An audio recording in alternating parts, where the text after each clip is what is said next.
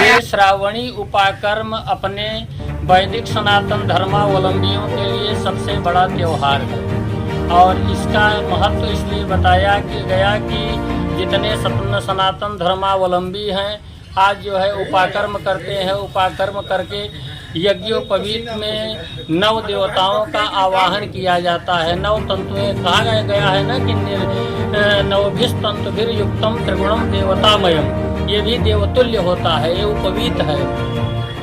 तो ये हमारे लोगों के लिए 4 वर्णों की वर्ण व्यवस्था बताई गई है कि चातुर्वर्ण्यम मया सृष्टियम गुणकर्म विभाग से।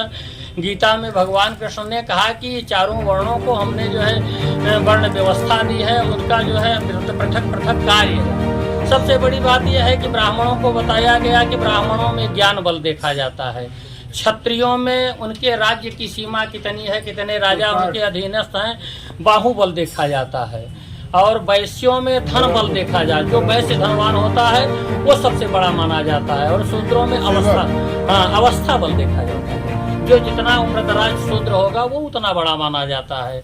तो ये हमारा उपाकर्म है, सबसे महत्वपूर्ण त्यौहार है। और रक्षाबंधन इसलिए किया जाता है कि लंबी उम्र की कामना करने के लिए, जैसे बहनें भाई को राखी बांधती हैं। पंडित लोग भी कहते हैं, इसका अभिप्राय है कि जैन बद्धो बलि राजा दानवेंद्रो महाबल तेन त्वाम प्रतिबधनामी रक्षे माचल माचल। पाणिनि ने बताया है पृथक बिनानाभिस्तृतीया कि मतलब कि जिसके सहारे कोई कार्य किया जाता है तो उसमें तृतीया विभक्ति होती है। तो राजा बलि के लिए ये व्याप्ति है कि उन्होंने यज्ञ कराया। यज्ञ कराने के बाद पंडितों ने रक्षाबंधन करना भूल गए और उनको रक्षा नहीं बांधे, तो जैसे उन्हें स्वर्ग का पद मिलना चाहिए। 100वां अश्वमेध यज्ञ उनका पूरा हो रहा था, लेकिन उन्हें जबरन नागपाश में बांध करके पाताल भेज दिया गया था। और हम लोग के लिए बहुत बड़ा त्योहार है। और पूज्य गुरु जी जो हमारे बीच में बैठे हैं, और आप सभी जो विद्यालय के ब्राह्मण जो हमारे यहाँ पर उपस्थित हैं, सभी ब्राह्मण देवों को मैं सबसे पहले तो प्रणाम करता हूँ।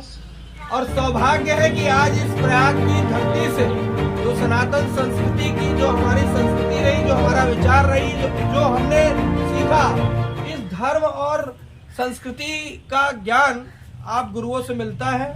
और मुझे लगता है कि आप सब ने धर्म और संस्कृति का संरक्षण के लिए जो निरंतर यहाँ श्रावणी का जो कार्यक्रम करते हैं, उस कार्यक्रम में मैं भी उपस्थित आता हूँ। और हम सभी एक संदेश देते हैं, ना केवल, और हमारे यहाँ तो घर में पूजा भी करते हैं, तो कहते हैं कि धर्म की जय हो, अधर्म का नाश हो और प्राणियों में सद्भावना हो। हम सबके कल्याण की कामना करते हैं, इसलिए सभी ब्राह्मण देवों को प्रणाम करते हैं और ये प्रार्थना करते हैं कि ऐसे ही सर्वे भवन्तु सुखिनः, सर्वे सन्तु निरामयाः। ऐसी प्रार्थना करते हुए सभी के कल्याण की कामना करता हूँ। बोलिए गंगा मैया की जय।